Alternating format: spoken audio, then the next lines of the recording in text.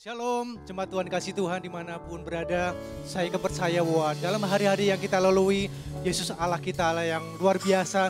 Penyertaan Tuhan sempurna, kasih Tuhan dicurahkan buat setiap kita. Yang merasakan diberkati Tuhan, katakan sama-sama amin. Dan kita akan mulai ibadah hari ini. Bila Roh Kudus yang menolong hidup kita, masuk dalam pujian penyembahan kepada Tuhan. Biar ucapan syukur kepada Tuhan, itu yang berkenan dan menyukakan hati Tuhan. Kita akan berdoa bila Roh Kudus yang menolong hidup kita. Mari kita berdoa. Makasih Tuhan Roh Kudus buat hari-hari yang luar biasa atas hidup kami. Makasih buat penyertaan Tuhan yang sempurna.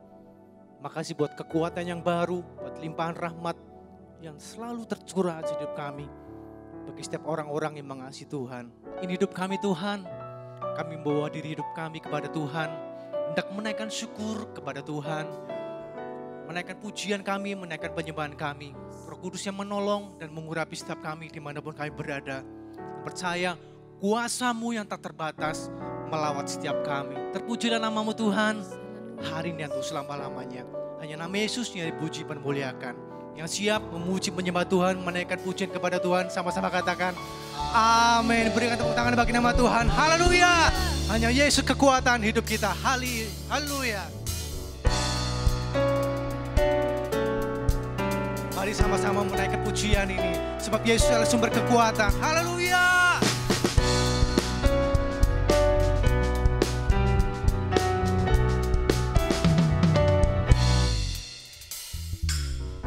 Meskipun musuh di depanku, rintangan menghadang langkahku, ku tahu sungguh Engkau bersamaku.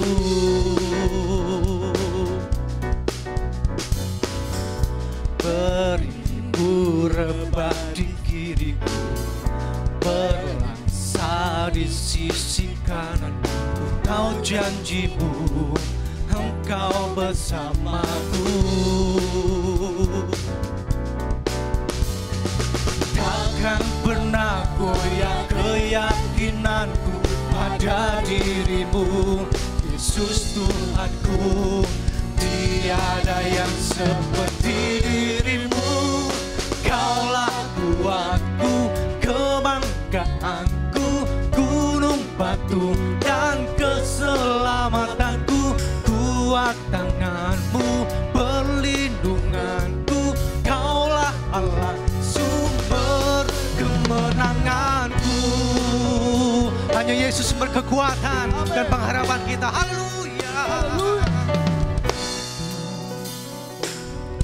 Meskipun musuh di depanku, rintangan menghadang langkahku, ku tahu sungguh Engkau bersamaku. Amin. Yes. Beribu rebah di kiriku, berlaksa di sisi kanan. Ku tahu janji-Mu, Engkau bersamaku. Dengan iman nyanyikan. Takkan pernah goyah keyakinanku pada diri-Mu, Yesus Tuhanku. Tiada yang seperti diri-Mu. Kaulah kuatku, kebanggaanku, gunung batu dan keselamatanku. Kuat tangan-Mu, perlindunganku. Kaulah Allah, sumber kemenangan. Kaulah kuatku, kebanggaanku, gunung batu dan keselamatanku. Kuat tangan-Mu, perlindunganku.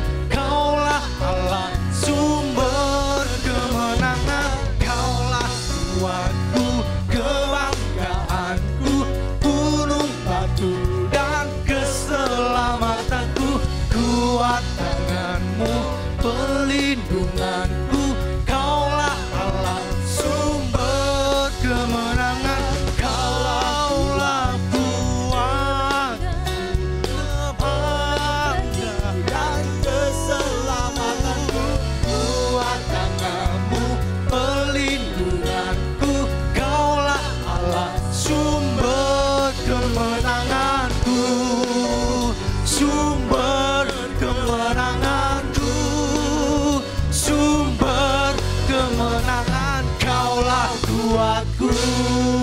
Yesus berkemenangan. Saudara-saudara bangga nama Tuhan.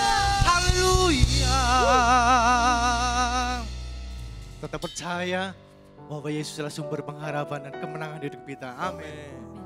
Kami siapkan hidup kami lebih jauh Tuhan. Masuk dalam pujian, penyembahan. Biarlah setiap ucapan syukur kami, setiap pujian kami boleh menyukakan hati Tuhan. Mari setiap kita naikkan syukurmu kepada Tuhan. Sebab Dia baik, kasih-Nya sempurna di dalam hidupmu. Naikkan syukur, terima kasih, Kau baik, ya Tuhan. Ini hidup kami Tuhan. Kami datang dengan seluruh keberadaan hidup kami. Kami bersyukur bahwa penyertaan-Mu sempurna di dalam hidup kami. Inna komaya sekakalah, hana-mana maya syukur. Yesus, terima kasih ya Bapa. Terima kasih Yesus. Kami rasakan kebaikan-Mu, pertolongan-Mu sempurna nyata di dalamku. Sebab Engkaulah Tuhan, Engkaulah Tuhan yang jadi Raja, Allah yang berkuasa, Allah yang hebat. Tiada yang seperti-Mu, tiada yang seperti-Mu. Haleluya, haleluya. Terima kasih. Namanya biarlah hidup kami hanya tertuju kepada Tuhan, Allah kami yang ajaib, Allah kami yang dahsyat. Shikituku makanaya shikita karana. Kau Tuhan, penolong dalam hidupku. Ku percaya hanya kepadamu. Kau pegang tanganku dan tuntun langkahku. Yesus, Kau perlindunganku.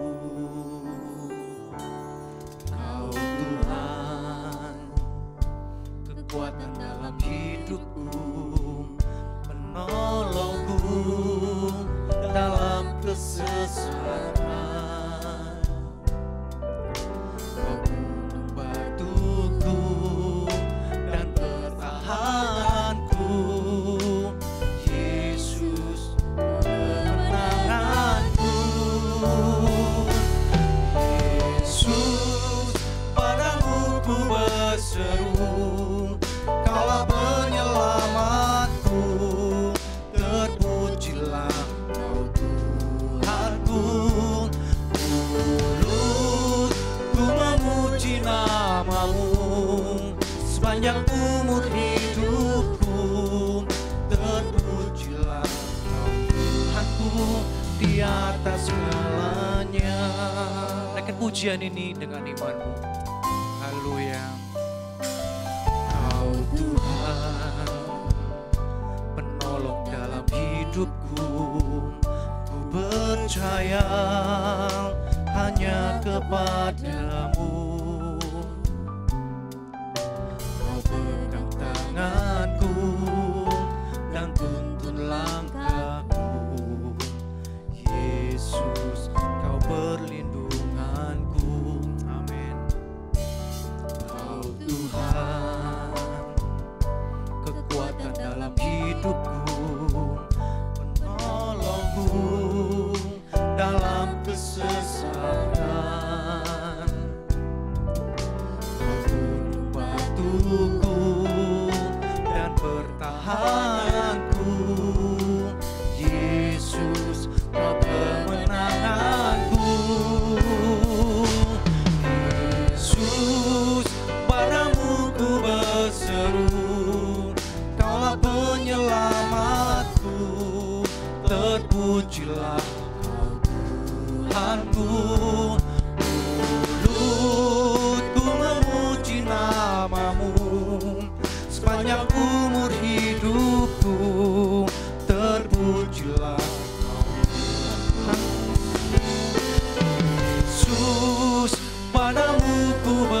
berseru, Kaulah penyelamatku, terpujilah Kau Tuhanku. Ku memuji nama-Mu sepanjang umur hidupku, terpujilah Tuhanku. Di atas segalanya Kaulah sumber kuatku, Kaulah sumber hidupanku, Kaulah pertahananku.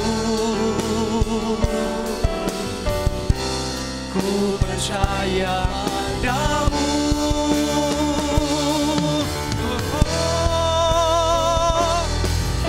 Yesus, padamu ku berseru, Kaulah penyelamatku, terpujilah Kau Tuhanku. Ku memuji nama-Mu sepanjang umur hidupku, terpujilah Kau Tuhanku. Di atas segalanya terpujilah Kau Tuhanku. Di atas segalanya terpujilah Kau Tuhanku. Di atas segalanya. Haleluya, terpujilah Engkau Tuhan di atas segalanya, sebab Engkau yang layak ditinggikan. Hanya kepada Tuhan kami berseru, sebab Engkaulah penolong hidup kami, Engkaulah sumber kekuatan yang menopang hidup kami. Ya Bapa, haleluya, haleluya, haleluya, haleluya. Terpujilah nama-Mu, Yesus yang jadi penolong, Allah yang hidup, Allah yang hebat, satu-satunya Tuhan yang kami andalkan, satu-satunya yang kami percaya, sebab Engkaulah sumber pengharapan di dalam hidup kami. Satu-satunya yang ku andalkan, satu-satunya yang ku percaya, Engkau sumber kekuatan, sumber pengharapan, sumber kedamaian. Amin. Satu-satunya yang andalkan, satu-satunya yang percaya, Engkau Tuhan memberkati, Tuhan penyembuhku, Tuhan pemulihku. Lebih lagi dengan iman nyanyikan. Satu-satunya yang andalkan, satu-satunya yang percaya, Engkau sumber kekuatan, sumber pengharapan, sumber kedamaian. Haleluya. Satu-satunya yang andalkan, satu-satunya yang percaya,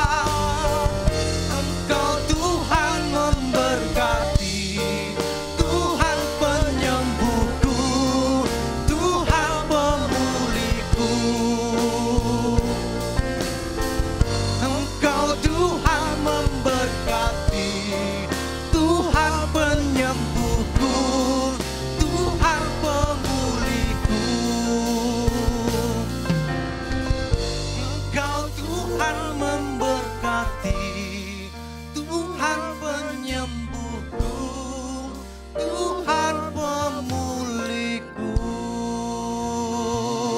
Haleluya, haleluya. Yesuslah satu-satunya yang kami percaya. Inamaya Shikinata. Terima kasih Tuhan, Kau yang terus menambahkan iman kami kepada Tuhan dalam kami menjalani hari-hari ke depan. Kami tidak takut karena kami bersama Yesus, Allah yang berkuasa atas segalanya, pemilik hidup kami. Makasih Tuhan. Shikituku makan ala-ala. Haleluya. Ku tidak takut, sebab Kau besertaku.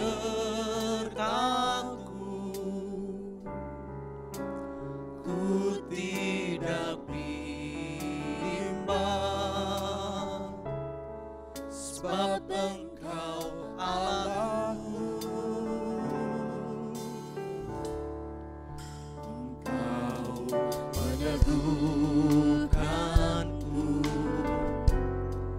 bahkan menolongku. Kau batu karangku, Yesus Tuhan. Yesus memegangku dengan tangan kananmu. Yesus memberiku kemenangan.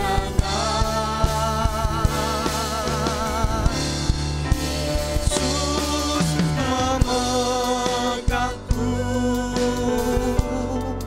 dengan tangan kananmu. Yesus memberiku kemenangan. Ini iman kami kepada Tuhan. Ku tidak takut, sebab Kau besertaku.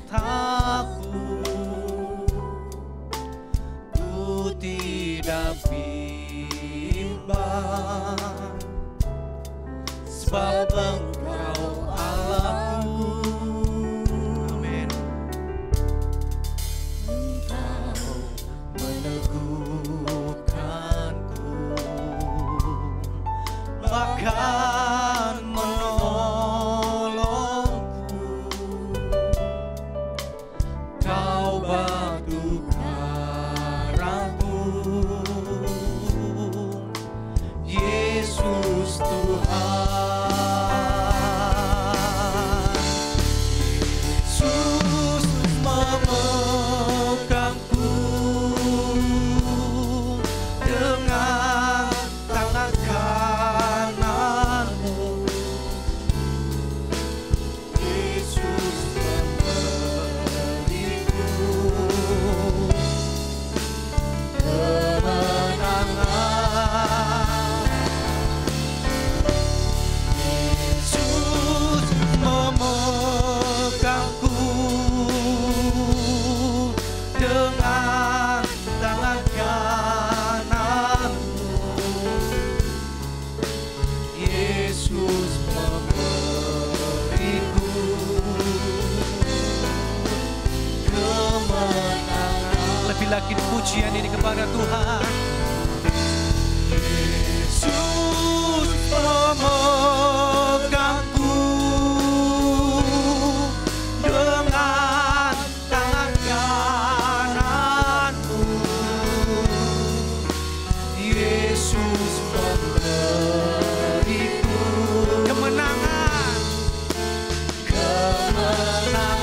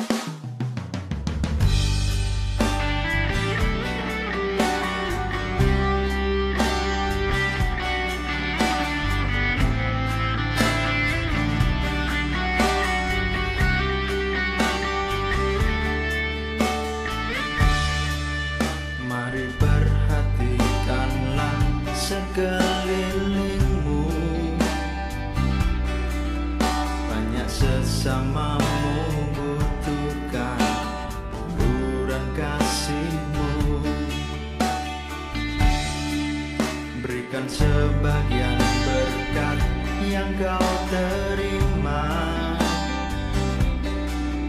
Bagikan anugerah kasih Tuhan untuk sesama. Tuhan memanggilmu untuk melayani sesamamu. Berikan uluran tangan untuk mereka yang membutuhkan. Berilah yang baik pada sesamamu. Berilah pada mereka dengan kasih-Mu. Tuhan limpah memberi, maka kau pun memberi, membagikan kasih untuk sesama. Berilah yang baik pada sesamamu. Berilah pada mereka yang kekurangan. Tuhan limpah memberi, maka kau pun memberi.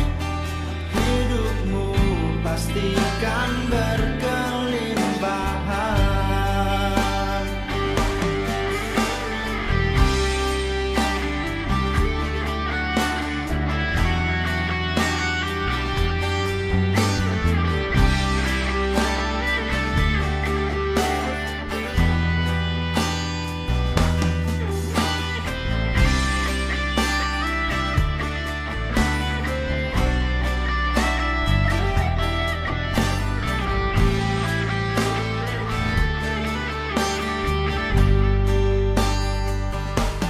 Berilah yang baik pada sesamamu. Kami bersyukur Tuhan buat hari ini. Kami boleh ada seperti kami ada, semua karena penyertaan dan anugerah Tuhan. Bukan kuat, bukan gagah kami. Bahkan di tengah pandemi sekarang ini, Tuhan tetap melindungi kami dan seluruh keluarga besar kami. Dan kalau kami boleh ada bersama di dalam ibadah live streaming hari ini Tuhan, kiranya Tuhan menyampaikan isi hati-Mu buat setiap jemaat-Mu di rumah-rumah, di tempat dimanapun mereka berada. Urapi hamba-Mu yang tidak ada apa-apanya ini Tuhan. Pakai Tuhan menjadi saluran berkat buat setiap jemaat-Mu. Engkau yang menjadi penunggu atas mulut lidah bibirku, sehingga setiap perkataan yang keluar dari mulutku adalah perkataan yang membangun, membangkitkan iman, dan memberi inspirasi buat setiap kami yang mendengarnya. Terima kasih Tuhan, terima kasih. Kami mengucap syukur dan kami sambut kebenaran firman-Mu dalam nama Tuhan Yesus Kristus. Haleluya. Sama-sama kita katakan amin. Shalom Bapak Ibu Saudara. Puji nama Tuhan, satu sukacita yang besar saya boleh menyampaikan firman Tuhan di tengah keadaan, di tengah wabah pandemi yang saat ini, hari-hari ini kita alami. Dan kita masuk dalam beberapa minggu, kita tidak bisa beribadah seperti biasanya, dan kita harus live streaming seperti saat ini yang kita lakukan. Tapi saya percaya hadirat Tuhan, kuasa Tuhan tidak bisa dibatasi dengan ruang, jarak, dan waktu. Buka hati saudara, dan saya percaya Tuhan Yesus sanggup menjamah dimanapun saudara berada. Tangan Tuhan tidak kurang panjang untuk menjangkau memberkati Bapak Ibu Saudara. Telinga Tuhan tidak kurang tajam untuk mendengar setiap doa dan permohonan kita. Yang setuju katakan amin. Puji nama Tuhan, hari ini saya sampaikan pesan Tuhan dan saya kasih judul khotbah saya, How low can you go? Sama-sama kita katakan, how low can you go? Seberapa rendah engkau bisa pergi? Seberapa jauh engkau bisa merendahkan hati di hadapan Tuhan, demikian juga di hadapan manusia. Itu sebabnya saya kasih gambar cover dari khotbah saya seperti seekor jerapah yang sedang minum atau makan rerumputan di bawah. Satu kesulitan yang luar biasa karena dia binatang yang tinggi, kakinya panjang, dia harus ngengkang ketika dia harus makan atau minum sesuatu yang ada di bawah. Perlu merendahkan dirinya luar biasa. Dunia selalu bertanya, how high can you fly? Seberapa tinggi pencapaian yang bisa engkau capai? Berapa banyak mobilmu? Apa merek mobilmu? Berapa banyak rumahmu? Anakmu sekolah di luar negeri di mana? Dunia selalu menuntut seberapa tinggi pencapaianmu. Tapi dengar baik, firman Tuhan selalu berlawanan dengan apa yang dunia ini minta. Firman Tuhan berkata, yang terbesar di antara kamu, hendaklah engkau melayani. Itu sebabnya ini sesuatu yang baik, sesuatu yang Tuhan taruh di dalam hati saya hari-hari ini. Di tengah pandemi COVID-19 ini. Karena Tuhan sedang melockdown setiap kita. Masuk dalam isolasinya Tuhan. Dan Tuhan mau proses kita. Kita sedang ada di dalam bahasa Mazmur dikatakan selah. Katakan sama-sama selah. Berapa banyak kita sering mendengar membaca kata selah di dalam kitab Mazmur. Sampai 71 kali ditulis di dalam kitab Mazmur, saudara. Selah bicara tentang stop and reflection. Ibarat kita ada di traffic light, kita sedang stop di lampu merah. And reflection, kita mau ambil jalan mana? Lurus, belok kanan, belok kiri. Selah bicara tentang pause and pray. Berhenti sejenak dan berdoa. Dan hari-hari ini itu yang Tuhan mau. Seberapa rendah engkau bisa merendahkan dirimu di hadapan Tuhan. Demikian juga di hadapan manusia. Injil Matius 9 ayat yang ke-14 sampai dengan 17. Demikian firman Tuhan, saudara. Kemudian datanglah murid-murid Yohanes kepada Yesus dan berkata, "Mengapa kami dan orang Farisi berpuasa, tetapi murid-muridmu tidak?" Jawab Yesus kepada mereka, "Dapatkah sahabat-sahabat mempelai laki-laki berduka cita selama mempelai itu bersama mereka? Tetapi waktunya akan datang, mempelai itu diambil dari mereka, dan waktu itulah mereka akan berpuasa. Tidak seorang pun menambalkan secarik kain yang belum susut pada baju yang tua. Karena jika demikian, kain penambal itu akan mencabik baju itu, lalu makin besarlah koyaknya. Begitu pula anggur yang baru tidak diisikan ke dalam kantong kulit yang tua. Karena jika demikian, kantong itu akan koyak, sehingga anggur itu terbuang dan kantong itu pun hancur. Tetapi anggur yang baru disimpan orang dalam kantong yang baru pula, dan dengan demikian terpeliharalah kedua-duanya."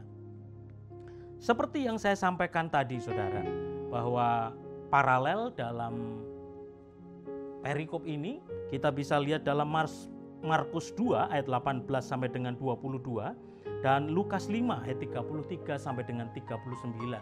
Ketiganya berbicara tentang hal berpuasa. Nah, saya tidak sedang membahas poin dalam tentang berpuasa, tetapi saya tertarik sekali begini, saudara. Kita sedang membahas tentang bagaimana latar belakang sejarah dan budaya Yahudi. Orang Yahudi hanya berpuasa 1 kali setahun, yaitu pada hari raya pendamaian. Mereka berpuasa. Dan Tuhan Yesus bilang gini, kalau mempelai pria sedang ada bersama-sama dengan mereka, kenapa mereka harus berpuasa? Saudara, ini yang seringkali dilihat satu pertentangan oleh orang Farisi. Itu sebabnya orang Farisi menganggap Yesus datang dan dia memporak-porandakan, membatalkan apa yang ada di dalam kitab Taurat. Padahal sesungguhnya tidak. Kita baca ayatnya di dalam Matius 5 ayat 17. Firman Tuhan berkata seperti ini. "Janganlah kamu menyangka bahwa aku datang untuk meniadakan hukum Taurat atau kitab para nabi. Aku datang," Tuhan Yesus datang, "bukan untuk meniadakannya, melainkan untuk menggenapinya." Tuhan Yesus datang, dia untuk menyempurnakan, untuk menggenapi kitab Taurat yang sudah diberikan Allah pada zaman Nabi Musa sebelumnya. Saudara, Tuhan Yesus datang cuman mungkin seakan-akan apa yang dunia lihat dengan apa yang Yesus ajarkan seakan-akan berbeda. Kita lihat saudara. Dunia berkata kalau engkau dipukul pipi kanan, bales genti pipi kirinya. Tetapi Yesus berkata, tampar pipi kiri, berikan pipi kanan. Ahli Taurat, orang-orang Farisi mereka juga bertanya, murid-muridmu makan makanan yang haram. Waduh, kalau kita ngikutin itu sudah nggak makan babi semua kita saudara. Tapi bersyukur Tuhan Yesus datang, dia berkata begini, bukan apa yang masuk ke dalam mulut yang menajiskan, tetapi apa yang keluar dari mulut itu yang menajiskan. Saudara, bukan satu pertentangan, tetapi sesungguhnya Yesus sedang menyempurnakan hukum Taurat itu. Saudara, itu sebabnya Yesus berkata, akulah jalan, kebenaran, dan hidup. I am the way. Nah saudara, saya akan fokus kepada kata jalan. Di dalam bahasa aslinya ditulis ego eimi he hodos. Kata hodos, kata jalan, kebenaran ditulis dengan aletheia. Sedangkan hidup itu ditulis dengan kata zoe. Tapi saya akan fokus kepada kata hodos saudara. Ternyata hodos, jalan, lebih spesifik di dalam bahasa Ibrani bisa diartikan dengan kata rute. Katakan sama-sama rute.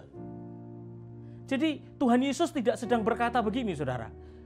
Kamu kalau mau sampai ke surga, kalau kamu mau sampai kepada Bapa, kamu mesti lewat aku. Karena aku jalan, kayak preman aja saudara. Kamu mesti bawa persembahan supaya kamu sampai ke surga. Kamu mesti bawa perpuluhan supaya kamu sampai ke surga. Kamu mesti taat beribadah. Kamu mesti berdoa setiap hari supaya kamu sampai ke surga. Lewat gue dulu. No. Tapi Tuhan Yesus dia berkata gini, akulah hodos, I am the way. Akulah rute untuk sampai kepada Bapa. Dia tidak sedang ngajar satu ajaran-ajaran di mana dia tidak melakukannya. Itu calo saudara. Pulau Gadung. Solo. Tapi dia tetap ada di Pulau Gadung. Dia nggak pernah pergi ke Solo saudara. Tapi Yesus ngajar begini, I am the way. Kalau kamu mau sampai kepada Bapa, ikuti saja rute yang aku lalui. Saya tayangkan satu foto saya paling seneng saudara. Oleh anugerah Tuhan dan untuk kemuliaan Tuhan saja, tiap kali pas winter saya kepinginnya saudara, kalau libur, kalau bisa tempatnya cuacanya yang berbeda. Winter ya pas dingin, yang banyak salju. Nah, saya pernah ke Norway, pernah ke Finland, ke Jepang untuk main snowmobile. Sesuatu yang sangat saya suka sekali, seperti gambar yang saya tayangkan ini. Saya bonceng istri saya dan kami main-main snowmobile, bukan pergi ke pasar naik snowmobile saudara. Tapi saya mengikuti rute yang sudah disiapkan. Kami banyak rombongan, satu rombongan yang orangnya banyak panjang. Tapi dengar baik, yang saya lakukan adalah mengikuti jalan dari leader yang membawa rombongan saya. Kenapa? Karena kalau saya tidak mengikuti rutenya, saya tidak pernah tahu saudara. Anda lihat fotonya, semuanya putih. Saya nggak tahu di bawah itu ada jurang, selokan, ada tanjakan, ada pohon-pohon kecil yang ketutup salju. Nggak tahu semua saudara. Tetapi leader yang memimpin saya jalan di paling depan, dia sudah tahu tracknya. Sehingga dia bisa sampai dari start sampai ke garis finish saudara. Seperti itulah gambaran Yesus. Akulah jalan, akulah rute. Jadi kalau kamu mungkin kita berkata gini, Tuhan saya dihina, saya direndahkan. Aku juga pernah direndahkan, tapi aku tetap mengasihi mereka. Ikuti saja ruteku. Tuhan aku ditampar orang, kasih pipi kanan, aku sudah mengalaminya. Ikuti saja ruteku. Yesus 100% pernah menjadi manusia dan dia 100% Tuhan. Dia pernah melalui apa yang saudara pernah lalui. Ini yang akan kita belajar tentang poin-poin how low can you go. Satu nilai-nilai dasar yang penting buat kita. Kenapa? Karena menghadapi wabah, menghadapi resesi ekonomi global yang luar biasa menghantam begitu banyak industri hari-hari ini. Kita perlu semakin diproses dibentuk. Dan kita akan keluar ngelewatin badai ini sebagai seorang pemenang. Ayat ke-14 berkata demikian. Kemudian datanglah murid-murid Yohanes kepada Yesus dan berkata, "Mengapa kami dan orang Farisi berpuasa, tetapi murid-muridmu tidak?" Saudara, berpuasa itu bicara tentang ini, empty, dikosongkan. Katakan sama-sama, dikosongkan. Berpuasa itu berbicara tentang proses mengosongkan diri, supaya kemuliaan Kristus penuh atas kita. Kadang melalui berpuasa kita jadi daging kita lemah, tubuh kita lemah, tetapi roh kita kuat, saudara. Saudara, pada waktu Yesus ada di atas kayu salib dan dia mati di atas kayu salib. Percayakah saudara, kalau Tuhan Yesus mau, dia bisa berkata begini, "Tuh, Bapa di surga, tolong kirim malaikat paling kurus turun ke saat ini. Bunuh, bantai tentara-tentara Romawi." Bisa enggak, saudara? Saya yakin sangat bisa. Tetapi dia tidak melakukannya. Itu sebabnya ketika dia berdoa di Taman Getsemani, firman Tuhan berkata begini, peluhnya seperti tetesan darah. Dia mengalami ketakutan, stres yang sangat tinggi, sampai menjadi tetesan darah peluhnya, saudara. Dia mengalami ketakutan yang sama.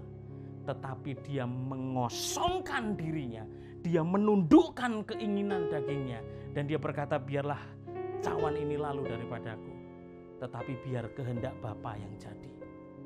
Poin yang pertama, apakah kita mau dikosongkan supaya dipermuliakan? Tuhan Yesus mau mengosongkan dirinya supaya kemuliaan Bapa terjadi atas saudara dan saya. Dan saudara dan saya ditebus oleh karya salib Kristus. Poin yang pertama berbicara tentang dikosongkan untuk dipermuliakan. Supaya apa? Supaya saudara dan saya menjadi seperti Kristus. Don't be yourself. Be your Christ-like self. Jangan hanya cuma jadi diri sendiri, saudara.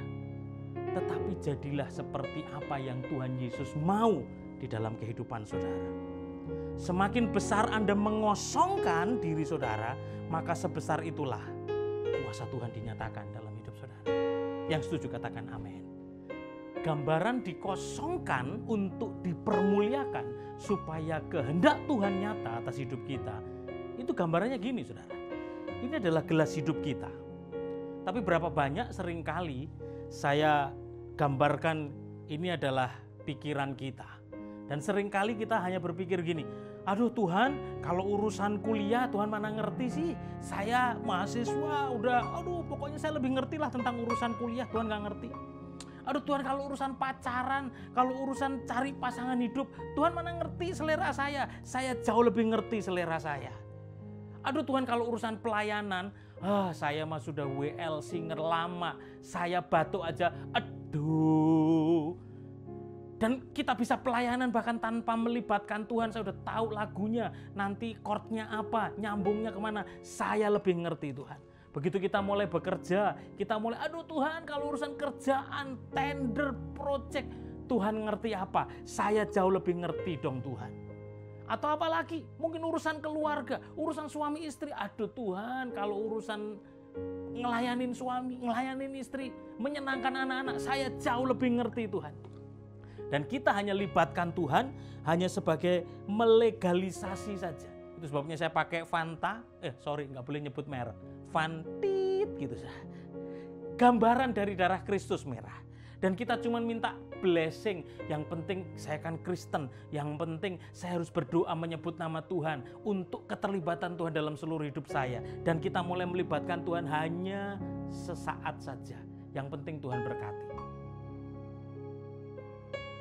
Apakah saudara berpikir rasa Fanta ini tetap enak, saudara? Kita coba. Hampir nggak berasa Fantanya sama sekali, saudara. Berasanya air, cuman warnanya merah. Sepertinya Kristen, merah Kristen, saudara. Sepertinya kayak anak Tuhan rajin ke gereja, iya.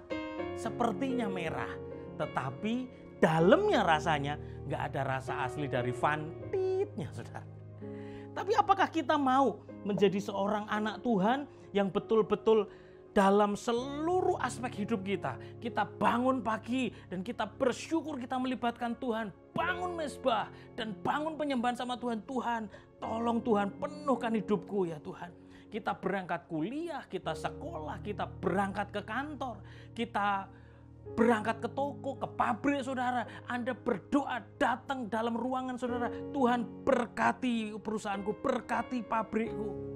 Anda pelayanan dalam seluruh apapun yang Anda kerjakan. Mau mau Anda mau jadi imam musik, berkhotbah, Anda jadi asyir, kolektan apapun. Tuhan berkati aku dengan pengurapan-Mu. Sehingga ketika aku salamin jemaat, mereka merasakan hadirat Tuhan.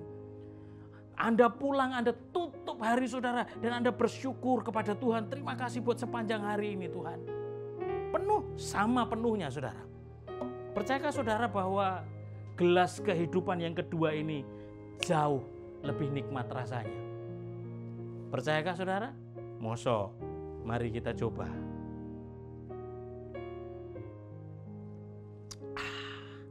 Nikmat sekali saudara. Rasa fantit sangat berasa, sodanya masih berasa, warnanya merah masih nyata dan nikmat sekali. Sedikit lagi saudara. Saudara, dikosongkan supaya dipenuhkan dengan darah Kristus, dengan kehidupan Kristus yang masuk ke dalam gelas kehidupan kita. Berapa banyak saudara dan saya mau dikosongkan untuk diisi seluruhnya, ada keterlibatan Tuhan di dalam seluruh aspek kehidupan kita. Bukan sebagian, bukan hanya bagian-bagian tertentu yang kelihatan, tetapi sampai seluruhnya kita mengosongkan hidup kita dan biar Tuhan yang memenuhi hidup kita. Tepat mengenai sasaran seperti yang Tuhan mau. Poin yang pertama, berapa banyak kita mau menjadi pribadi kekristenan yang selalu mau dikosongkan untuk dipermuliakan, supaya kemuliaan Tuhan nyata dalam hidup kita. Mari tangannya sama-sama bawa ke atas, katakan dikosongkan untuk dipermuliakan. Katakan sama-sama dikosongkan untuk dipermuliakan, supaya kemuliaan Tuhan nyata atas hidup kita. Poin yang kedua, saya tulis di sini, kita baca bersama-sama di dalam ayat yang ke-16 saudara. Firman Tuhan berkata, tidak seorang pun menambalkan secari kain yang belum susut pada baju yang tua. Karena jika demikian, kain penambal itu akan mencabik baju itu, lalu makin besarlah koyaknya. Poin yang kedua, saya garis bawahi tentang kata susut. Kenapa Tuhan mau menyusutkan kita? Karena saya percaya begini, saudara, ibarat kain sebelum dia dijahit atau sebelum dia dibikin batik, dibikin baju, si penjahit harus memastikan bahwa kain itu tidak akan nyusut lagi. Berapa banyak saudara pernah ngalamin, kita beli baju, beli kaos misalnya gitu, begitu setelah dicuci sekali habis kita pakai lagi kok mungkret. Bukan mungkret saudara, berarti kain yang dipakai itu belum disusutkan secara penuh. Saudara, saya senang sekali Tuhan Yesus mengajar tentang kata susut ini. Berapa banyak setiap kita mau kain hidup kita disusutkan untuk ditambalkan. Ditambalkan kemana? Ditambalkan kepada kehidupan orang lain. Ada banyak orang Kristen hidupnya belum disusutkan, tapi berusaha nambal hidup orang lain. Dan akhirnya cuma hanya menjadi luka. Menimbulkan pahit. Kenapa? Karena hidupnya belum disusutkan secara sempurna. Kenapa hidup kita perlu disusutkan? Karena Tuhan mau pakai hidup kita untuk menambal hidup orang lain, saudara. Saya teringat beberapa tahun yang lalu, saya setelah menikah, kemudian istri saya hamil, anak yang kami nanti-nantikan, yang kami tunggu-tunggu. Pada bulan ke-8 saatnya sudah dekat untuk melahirkan. Terjadi sesuatu sehingga tidak ada aktivitas jantung. Singkat cerita, anak kami dipanggil Tuhan, saudara. Seingat saya, semampu saya sudah berusaha memberikan dokter yang terbaik. Seingat saya berusaha memberi obat yang terbaik, fasilitas yang terbaik. Tetapi Tuhan berkehendak lain. Saya sempat komplain sama Tuhan. Tetapi biar kedaulatan Tuhan yang jadi. Tapi saudara, setelah kami melalui masa sulit itu, beberapa teman pelayanan, bahkan hamba Tuhan mungkin datang mengaku pendoa syafaat. Banyak mereka datang. Ada yang ngomong gini, wah mungkin sabar Pak Yosua, Bu Esther. Tuhan belum percayakan. Bapak Ibu belum bisa dipercaya untuk punya anak. Sederhana saudara. Ada juga yang begini, sabar Pak Yosua, Bu Esther. Mari evaluasi, saya berdoa dan saya dapat dari Tuhan. Mungkin ada dosa masa lalu yang harus dikoreksi supaya Tuhan percayakan punya anak kembali. Saudara, sepertinya pelan, sepertinya manis, sepertinya care. Tapi kalau kata-kata seperti ini yang dengar bukan orang Kristen yang dewasa, malah pahit hati dan berantem sama yang besukin, saudara. Betul enggak, saudara?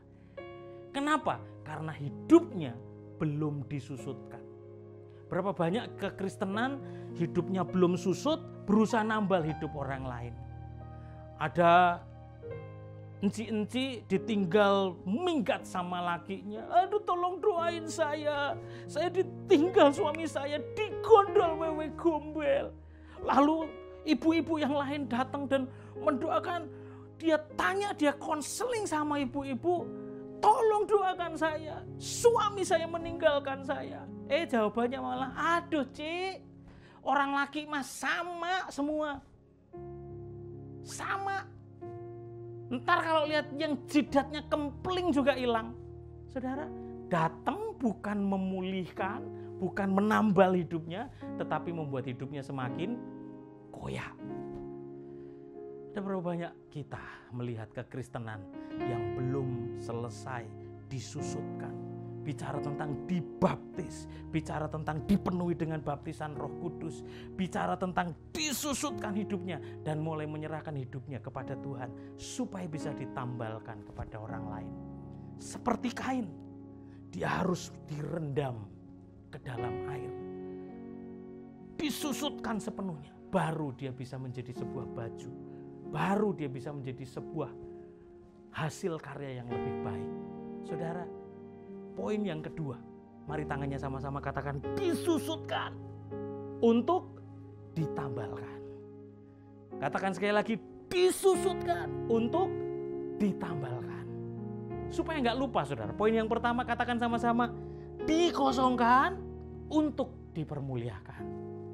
Poin yang kedua, disusutkan untuk ditambalkan. Mari belajar sama-sama menjadi pribadi yang terus mau disusutkan. Dari selfish mementingkan diri sendiri, berubah menjadi selfless, mementingkan hidup orang banyak.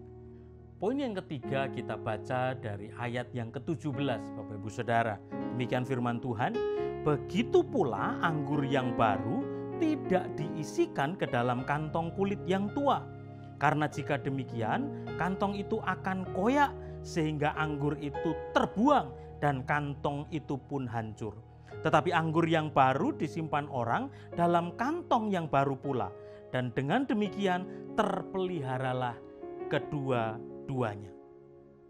Saudara, ini ayat yang kita baca di ayat yang ke-17 bicara tentang kantong anggur.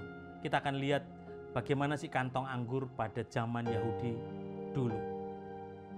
Ayat yang ke-17 tadi berbicara tentang bagaimana kita menjadi kantong anggur yang selalu diperbarui di hadapan Tuhan. Seperti gambar yang Anda lihat saat ini.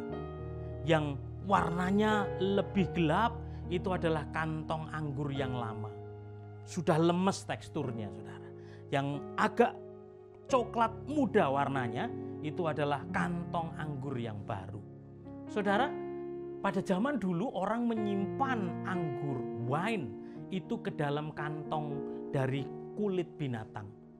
Tetapi setelah saya pelajarin ternyata ketika kantong kulit binatang itu dipakai berkali-kali, maka sisa fermentasi itu akan terserap di dalam kulit tersebut.